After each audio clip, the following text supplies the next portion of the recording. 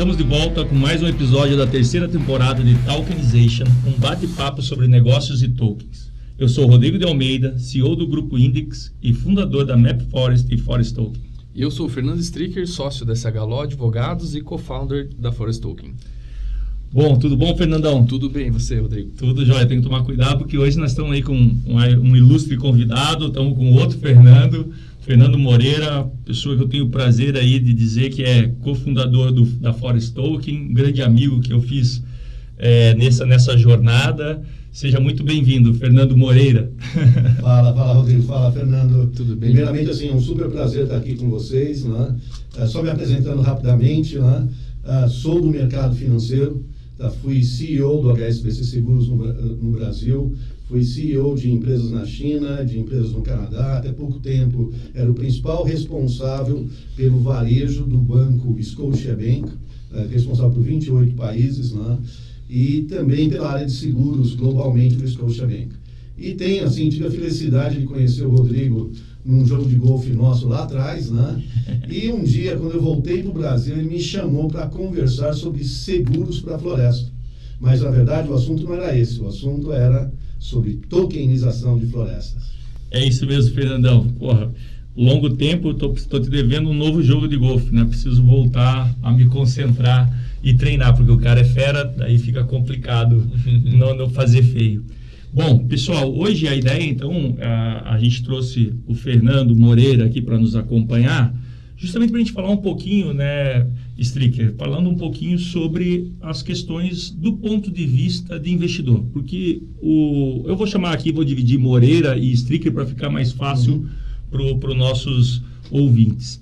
Então, do ponto de vista, o Moreira também, né, é um investidor, já investe em outros projetos também, trabalhando como investidor anjo. E no nosso caso, ele além de ser investidor anjo, ele também é sweat partner junto com a gente, co-founder dentro da empresa. A ideia nossa é trazermos um pouco desse ponto de vista. Né? A gente vê como que é o ponto de vista hoje do investidor. E aí, para abrir essa conversa, Moreira, a primeira pergunta que eu te faria é: da onde, por exemplo, você passou toda essa tua história, né, de executivo, alto executivo, né, comandando grandes corporações ao redor do mundo, e aí você chegou, eu quero entender um pouquinho melhor, você chegou e falou, dei um break aqui, e aí, como que foi esse movimento para virar um investidor? Conta um pouquinho para nós lá, eu sei que você tem outros investimentos, pode puxar isso aí também.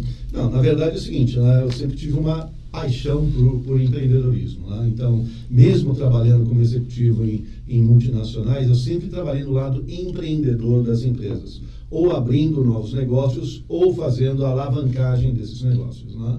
Então, eu tenho uma paixão por investir principalmente em negócios ligados à inovação e uso de tecnologia. E foi por isso que quando nós conversamos, né, Rodrigo, nós vamos falar de seguro, mas a conversa era, na realidade, como lançar um marketplace digital para venda de florestas. E isso para mim falou, uau, do que se trata? E aí, entrando mais a fundo, você começou a falar, não, eu vou usar blockchain. Eu falei, opa, calma aí, eu comecei a conversar sobre blockchain na minha vida lá atrás, na China, com um amigo meu que chegou e falou para mim comprar blockchain. Eu não comprei, me arrependo. Né? Por quê? Porque é uma tecnologia que permite, né, um investimento super seguro, porque permite você tokenizar. Ao tokenizar um ativo, você gera liquidez. Além de gerar liquidez, você tem uma acessibilidade aos recursos que são muito mais eficientes, né? E você também diversifica o seu portfólio de investimentos, podendo investir em múltiplas coisas através de tokens. Então, você pode comprar imóveis tokenizados, você pode investir em floresta tokenizada, você pode investir em arte tokenizada. Então, o que acontece? Você, em vez de comprar um negócio inteiro, você compra um token, que é um pedaço daquilo. Sim. E aquilo valoriza com o tempo. E me conta uma coisa ali, voltando ali, para a gente entender um pouquinho mais sobre você e o porquê. Me fala um pouquinho como que foi o seu andar nessa ideia de virar um investidor e fazer investimentos anjos. Muito bem.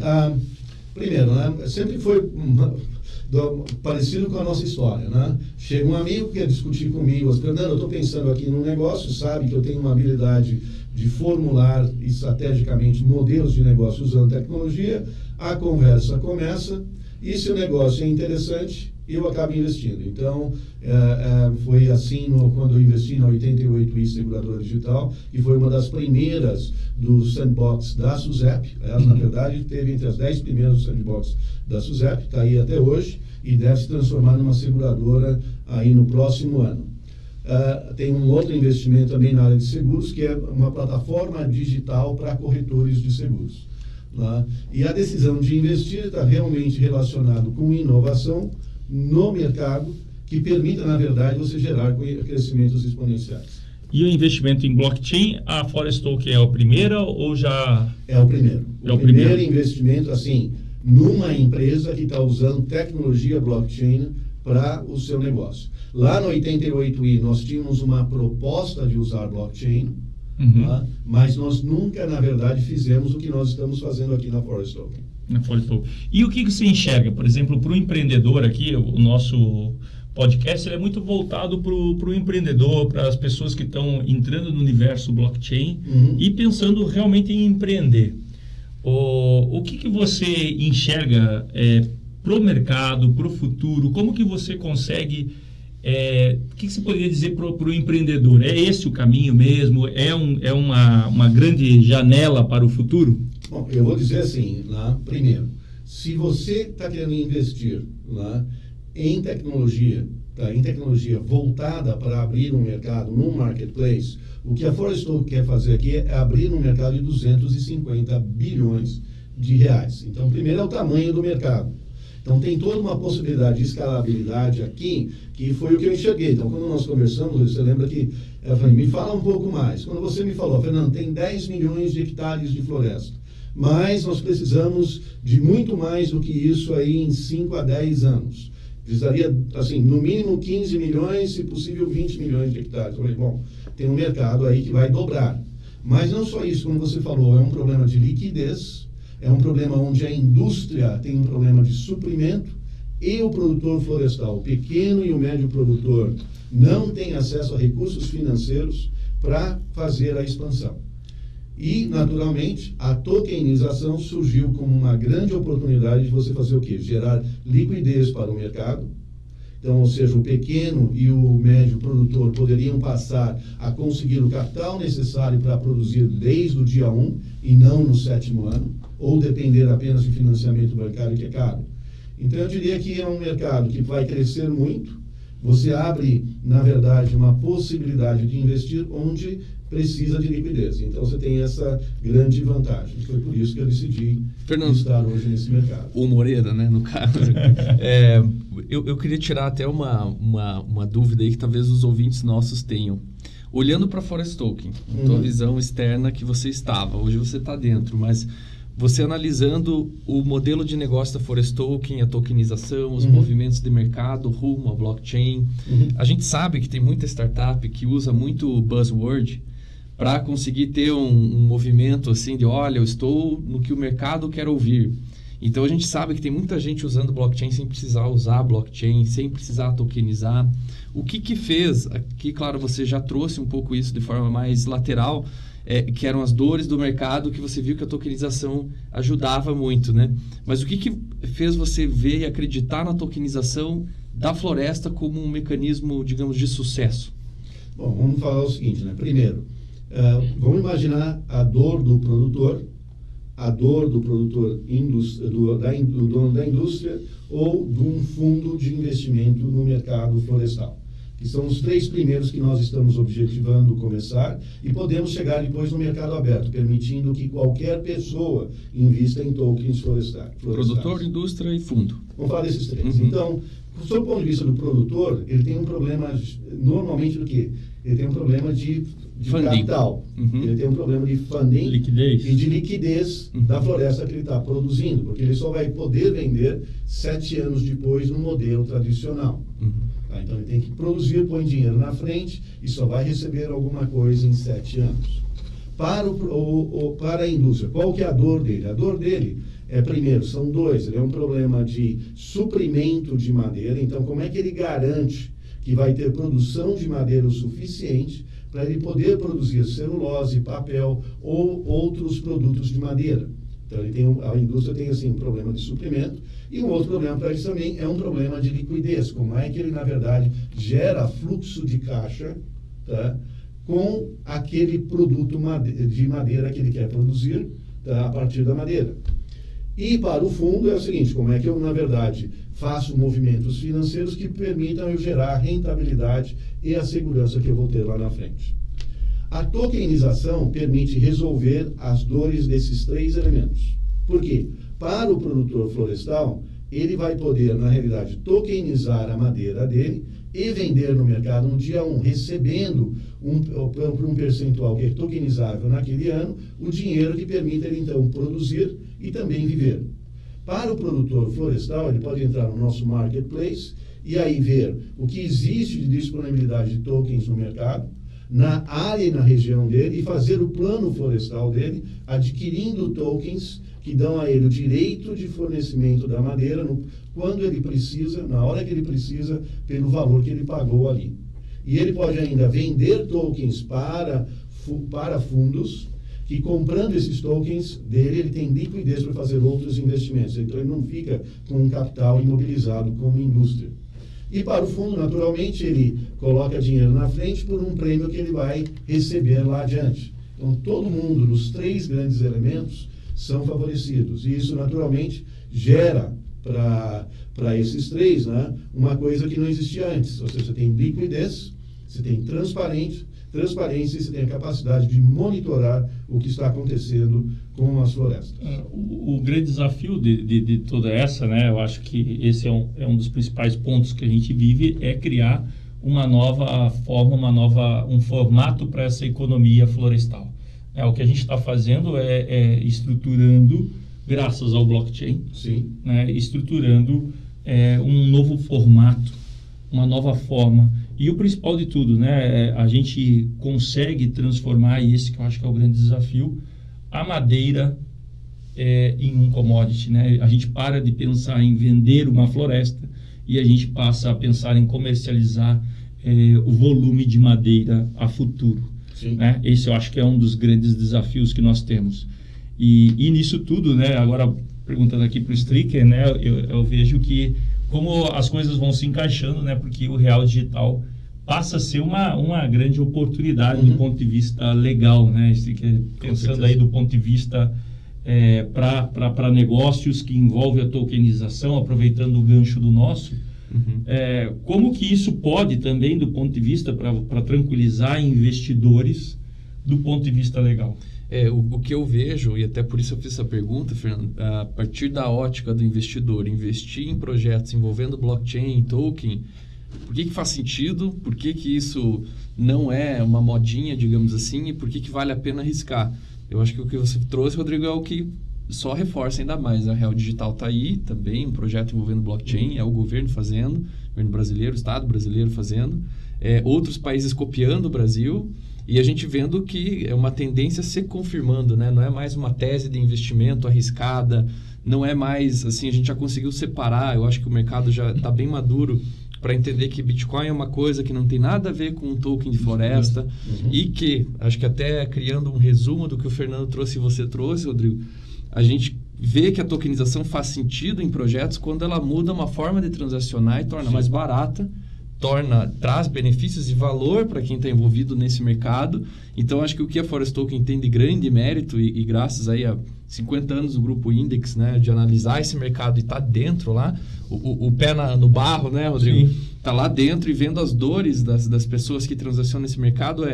Existe muita assimetria de informação, existem poucos players que têm essa capacidade e os que estão aí são caros para fazer, então você deixa de fora pessoas que poderiam estar produzindo e contribuindo para o mercado. Então, acho que o ponto ali da tokenização é otimizar, diminuir o custo de transação, agilizar as transações, trazer segurança e transparência, porque no fim a gente também agrega com o monitoramento, né? E projetos que vão tokenizar, para quem está nos ouvindo, né? Como um investidor e vai pensar se vai aplicar ou não numa startup que está tokenizando algo, Veja bem o projeto que está sendo tokenizado e o que está sendo tokenizado. A gente sempre fala isso, né, Rodrigo? O que está tokenizando? É a madeira ou é um projeto que nem foi plantado, aí no projeto florestal ainda não plantado? Não, a gente está tokenizando a madeira, 1 metro cúbico, ele existe, ele vai existir. A gente tem transações reais acontecendo disso e não é só um funding, digamos. É que muita gente confunde, e eu acho que isso, né, Rodrigo, foi o grande embate nosso por muitos anos. Nós não estamos captando para desenvolver a floresta, nós estamos captando, fazendo as transações do metro cúbico correrem para suprir matéria-prima, como o Fernando trouxe. Compra e venda. Se eu pudesse, exatamente. Se eu puder, assim, só ajudar aí, Stricker, eu diria assim, o processo é muito simples. Tem lá um produtor que tem madeira que precisa, na realidade, comercializar aquela madeira para viver a vida dele. Exato. Para investir na próxima plantação de floresta dele. Ou você tem lá o industrial que precisa da madeira para produzir o produto florestal. O que nós fazemos é colocar em contato esse produtor florestal com a indústria, com um ativo real chamado madeira, que é o que vai ser tokenizado e é o que é entregue, então, para o produtor florestal, para a indústria, por exemplo, é o direito daquela madeira. Quase um contrato de encomenda, né? É um contrato de encomenda, vamos dizer assim, digital, feito em blockchain. Que qual que é a vantagem? A vantagem é totalmente transparente, porque você vai ter lá toda a tecnologia blockchain, que vai ter todos os documentos que representam aquela madeira. Então você vai saber onde está a floresta, tá certo? Qual que é a madeira que vai ser entregue lá na frente, e você, através da nossa plataforma, que é legal, eu falo da nossa porque eu sou investidor, claro, e invisto consciente do que eu estou fazendo, né? Você vai poder, como produtor florestal, ou como indústria, ou como fundo, acompanhar em tempo real a evolução daquela madeira, de acordo com um plano que tem. E o que é legal, tudo isso está registrado em blockchain. Então, qualquer mudança ou qualquer coisa que aconteça, você está vendo e você vai ter o registro daquilo. E aqui eu acho que cabe um ponto importante para a gente pensando por os nossos possíveis e futuros empreendedores também, né? Não falando só do nosso negócio, mas eu acho que é importante, que a gente sempre bateu muito aqui, a questão da estruturação jurídica, né? Da arquitetura jurídica por trás, porque o blockchain é bonito, é lindo, o universo é maravilhoso, mas a gente não pode esquecer que existe toda uma legalidade. E aí a minha pergunta que eu te faço, e claro, você veio acompanhando, mas pensando como investidor, daí eu gostaria que você respondesse pensando do ponto de vista do investidor. E aí não pensando no nosso, simplesmente use só o nosso como exemplo. Lógico. O quão isso é importante para um investidor, o quão isso é importante, por exemplo, eu sei que a gente vive um momento de disrupção, a gente sabe que legalmente muita coisa vai mudar, já está mudando, regulação está mudando, mas do ponto de vista, como é que você se sente como investidor, pensando, porque você também investiu em algo ainda cru, nós estamos lá na CVM ainda, nós estamos dependendo ainda do Banco Central para poder começar a nossa comercialização, mas como é que você, investidor, enxergou e se sentiu seguro, de repente, para fazer esse aporte? Como que você entende essa parte legal?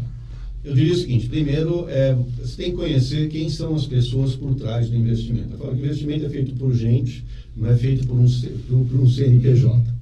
Então, primeiramente, conhecer. Segundo, conhecendo as pessoas, sabendo que elas são pessoas corretas e certas, aí é perguntar qual que é a governança, e aí você vai olhar a governança corporativa que vai estar por trás do negócio. Então, como é que estão sendo organizados os processos, como é que estão sendo organizados toda a parte de documentação legal e fundamentação para o nascimento daquele negócio. E então eu sempre sugiro a qualquer investidor aí, não estou falando de forest token, que por acaso a gente satisfaz todos esses elementos, né? É assim, vai lá entender a governança. Tá? Qual que é a governança que vai estar por trás da gestão daquele negócio? Quem são os executivos envolvidos, mas tão importante como quem são os executivos envolvidos é como é que eles vão trabalhar. Tá? Qual que é o plano de negócio, mas qual que é a estrutura para entregar aquele plano de negócio. Qual que é a estrutura sob o ponto de vista de pessoas, qual a estrutura sob o ponto de vista de tecnologia, qual a estrutura sob o ponto de vista de processos que estão lá dentro. Né? E você tem que ter pelo menos, ou seja, nessa governança, você tem que ter lá, muito bem, qual que é a governança de gestão, tá? Estratégica do negócio, qual que é a estratégia que está sendo postulada, qual que é a documentação dessa estratégia. A partir daí, qual que é a documentação financeira deste negócio, ou seja, qual que é o plano de negócio, qual que é a estruturação legal desse negócio, qual que é, na verdade, a regulamentação que ela tem que satisfazer, ou qual que é a regulação que tem que ser criada para aquele negócio existir, e como é que a empresa está fazendo para satisfazer aquela regulação, né? E por último, né, você tem que ver a governança de gestão do negócio, ou seja, quais são os KPIs que estão, ou OKRs que estão sendo estabelecidos, como é que isso vai ser monitorado, que eu sempre digo, no dia, na semana e no mês, vocês sabem quantas vezes a gente fala sobre isso, né? E a partir daí, quem são os talentos por trás do negócio. Então eu digo, é desta forma que você tem que olhar. E na parte legal, eu diria que você tem que prestar muita atenção quais são os riscos que estão por trás do negócio, para ver se esses riscos legais ou riscos regulamentares são riscos que você considera que estão sob controle. Tá? Sim. Então, aqui resumindo para o nosso ouvinte, né? Então, pensando do ponto de vista investidor, por óbvio, governança. Quando a gente fala em governança, não simplesmente juntando todas essas regras, né? Estratégia, a própria operação do negócio, e, consequentemente, também a parte legal. Aqui a gente bate muito nesse ponto, né, Sticker, sobre a questão de como é importante nós se atentarmos, né, ao ponto legal, ao ponto de regulação e tudo mais. Porque a tecnologia, como ela bem é para isso que ela vem, para romper, para ser uma disrupção, causar isso dentro do mercado. Porém, a gente tem que entender que isso não acontece tão rápido, né? As leis não acompanham tão rápido ao processo, então isso sempre tem que tomar muito cuidado para que você não saia, às vezes, abruptamente, tomando decisões que possam trazer problema para os teus investidores, para os teus clientes e demais, e até mesmo para você mesmo, né? Aí, Rodrigo, eu vejo muito, né, aí falando da parte jurídica, né? De startups que acabam buscando captação. Eu já assessorei algumas, e você vê uma falta de governança, como o Moreira trouxe, que acaba impactando no dia a dia, em termos de tomada de decisão. Não existe uma clareza na tomada de decisão, então o negócio fica indo e voltando, indo e voltando, indo e voltando, e ali você trabalha, não evolui, o investidor fica cansado daquilo, e os clientes também não veem resultado. E o que era? Falta de uma governança clara, definição de responsáveis, etc. E quando a gente põe uma camada de blockchain ainda, de desenvolvimento, que você tem uma dificuldade muito grande, né, de abraçar esse mundo novo, tecnológico e jurídico, você põe assim muitas camadas de dificuldade, que eu vejo muitas startups atropelando na parte jurídica e operacional, que é tomar uma decisão que juridicamente ela até você sustenta, você tem um fundamento ali, por exemplo, tokenização imobiliária, bem delicado, e aí vão lá e lançam ao mercado. Mas aí aquilo só você consegue sustentar com uma mudança legal, porque hoje a lei é muito clara. Se transfere a propriedade na matrícula, com escritura pública. Enquanto a lei não mudar, que vai aceitar token para transferir propriedade, você não muda. Então, é bem difícil entrar em alguns nichos assim de atuação, e é o que a gente não enfrenta na Floresta. Na verdade, a gente faz tudo como é feito, porém com mais agilidade, fracionamento, como a gente comentou aqui. Mas que no fim do dia é governança, que não tem clareza do negócio e o que ele está resolvendo no mercado. E a pergunta é, posso juridicamente fazer isso? Posso. Sim. Então hoje a gente trabalha num campo bem seguro na Forest Token, que é fazer o que já é feito de uma forma inovadora e monitorando, então dando muito mais segurança a todos. O que eu enxergo quando a gente fala em blockchain, o blockchain é uma tecnologia que eu entendo que ela vai ser sempre uma tecnologia que veio para cortar intermediários, para que você consiga fazer o que você já fazia, porém de uma forma mais direta. E esse que eu vejo que é o grande impacto que ela vai causar, principalmente no setor financeiro. Então, por exemplo, esses dias eu estava conversando com o pessoal do mercado financeiro tradicional e um pouco mais cético quanto ao tempo dessa mudança. E eu falando para eles, produtos financeiros como securitização, FDIC, já estão sendo impactados, já existem projetos para tokenização, mas o impacto vai ser muito, muito maior. Porque quando você consegue criar um elo entre duas partes, tirando intermediários, você reduz tempo e custo. Né? E quando você reduz custo, você consegue começar a levar uma série de produtos que não chegavam para uma determinada parcela, seja da população, seja de uma camada de empresas que não conseguiam. Por exemplo, um FDIC, até a implantação do blockchain, 25 milhões, o limite para que você pudesse operar um FDIC. Hoje já existem projetos que estão operando com 5. E eu digo que logo, logo, qualquer um vai operar um FDIC, que é os seus recebíveis, trabalhar com os seus recebíveis e fazendo a ideia do BankMe. Então, existem várias opções. Para a gente poder ir finalizando, que o Marco está aqui, eu gostaria que, Moreira, você fizesse para nós um apanhado, assim, do ponto de vista, falando pro empreendedor, para ele, do ponto de vista ele que vai captar, está buscando, de repente, um parceiro, alguém, o que ele deve demonstrar, o que você procura em novos negócios, em novos formatos, o que te atrai, e assim de uma forma geral. E depois a gente vai finalizar por que a gente também, o que a gente também olha do ponto de vista de investidores. Né? Bom, primeiramente a gente busca, né, ou seja, eu toda vez que vou investir, né, eu busco conhecer qual que é a tese do negócio, qual que é o modelo do negócio, qual que é o mercado-alvo que está querendo trabalhar, qual que é o produto que vai ser vendido, né, qual que é a escalabilidade daquele negócio, tá certo? Qual que é a tecnologia que existe lá, mas fundamentalmente também quem são as pessoas por trás daquele negócio. Então eu diria assim, vai olhar lá, vai investir, qual que é o modelo de negócio? Ou seja, qual que é o mercado-alvo, qual que é o produto, qual que é o plano de negócio, como é que eles estão imaginando crescer, a tecnologia que está por trás disso e quem são as pessoas. Né?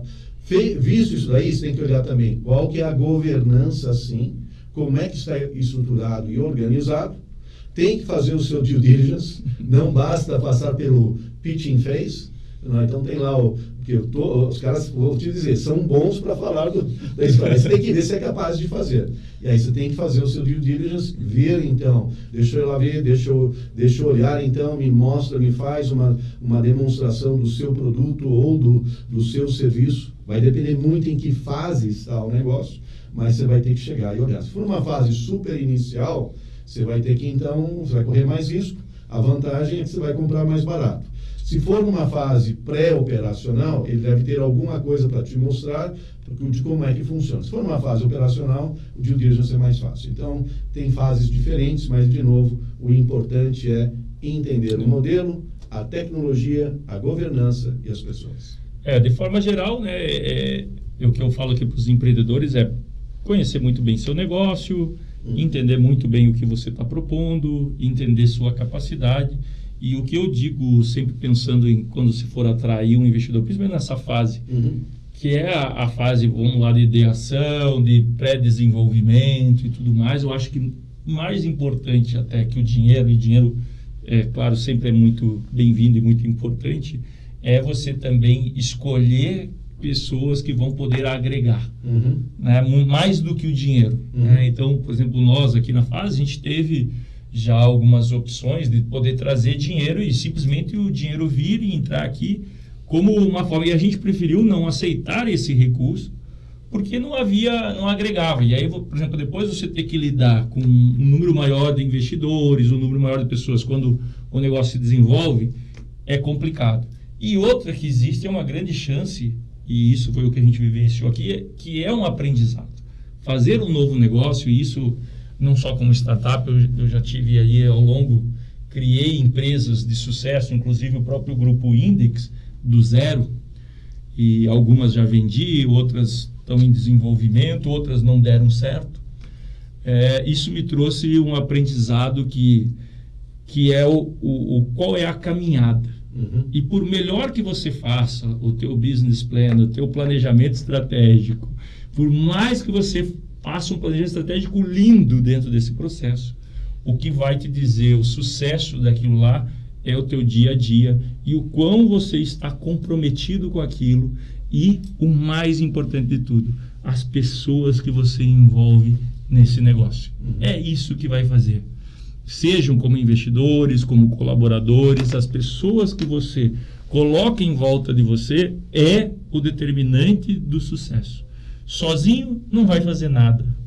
Duvido que alguém consiga botar em pé qualquer empresa, uma banca de bala ali, ele não vai conseguir colocar em pé sozinho. Agora, desenvolvimento e tudo mais, isso depende de pessoas. Então, acho que fica muito isso. Legal. Eu também tenho uma conclusão que é a parte do... Existe o dia 2 depois da captação, né? É depois que você captou. Então, o dinheiro vem e se o teu projeto é bom, ele vem mesmo. Só que muitas pessoas esquecem isso que o Rodrigo trouxe, de pensar em quem vai trazer o dinheiro, né? Quem é a pessoa que aportou. E isso você não pode deixar escapar, né? Estrategicamente para você é importante. E principalmente o dia 2 ele é o momento que você vai ter que começar a cumprir as promessas, né? Então a gente vende, faz pitch e apresenta, mas chega o momento também de você pagar a conta.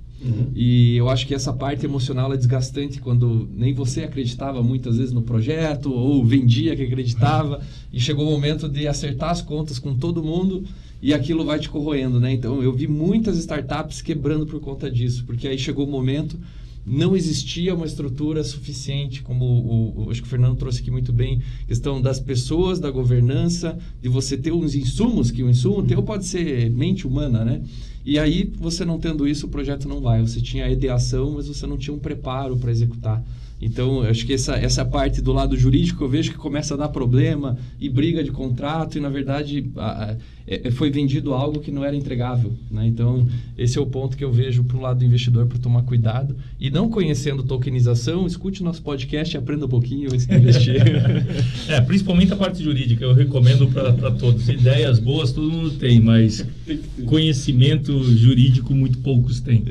Bom, pessoal, eu preciso terminar encerrando aqui o nosso bate-papo. Brigadão, Fernando. Um prazer. Obrigado, vamos vir conversar mais aqui com a gente. Tem bastante coisa para a gente ir falando. Mas, de forma geral, valeu, pessoal. Eu agradeço a todos vocês que estão nos ouvindo. Se você gostou, compartilhe o Tokenization com um amigo. Converse com a gente nas redes sociais e fique por dentro dos próximos episódios. Acesse os perfis da Forestoke nas redes sociais, @Forestoke. Até a próxima, galera. Até a próxima. Até a próxima. Prazer.